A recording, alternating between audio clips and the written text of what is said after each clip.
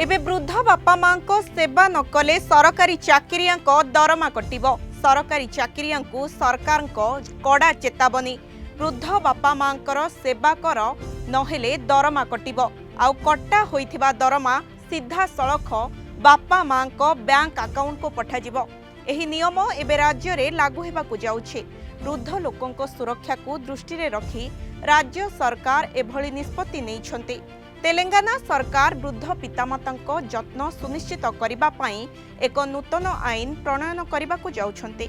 जो सरकारी कर्मचारी माने निज बापा मां को अवहेला करिबे सेमानंको सेमानंकर दरमार 10 रु 15% कटा जाई सीधा सड़ख बापा मां को बैंक अकाउंट को ट्रांसफर हेबो। तेलंगाना रे जेउ माने वृद्ध पितामातांको जत्न नेउनाहंती एबे सेमाने बड़ समस्या रे पड़िबे। वृद्धावस्था पिलामाने प्रायतः एकमात्र सहारा होइथांते, किंतु अनेक घटना सामना को आसीछि जेउथिरे वृद्ध पितामातांको वृद्धाश्रम रे परित्यक्त अवस्था रे रखा जाइछे किंबा सेमानंको निज कथा बुझिबाकू छाड़ी दिया जाइछे। किंतु वर्तमान तेलंगाना रे एहा आउ संभव हेबो नाही। तेलंगाना सरकार एही चिंता गुड़िकर समाधान पाई एक आईन प्रणयन करबाकू जाउछन्ते।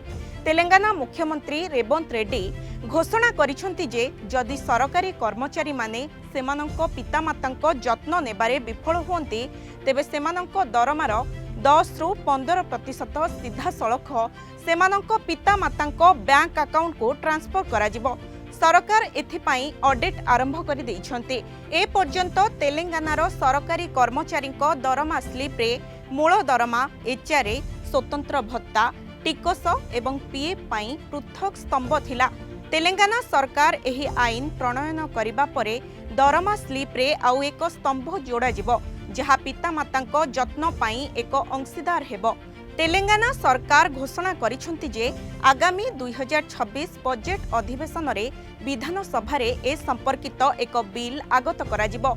जदि पितामातांको अभियोग सत्य हुए एवं तदंत परे सत्य प्रमाणित हुए तेबे दरमा कटाजिबा सहित दुर्व्यवहार पाई मध्य दंड मिलिबो। तेबे एही समान आईन पूर्वरु आसाम रे प्रचलित होई सारिछि। एहार ना रहिछि प्रणाम आईन। आसाम प्रणाम आईन रे पितामातांको जत्न न नेबा पाई दरमा कटिबार प्रावधान व्यवस्था रहिछि।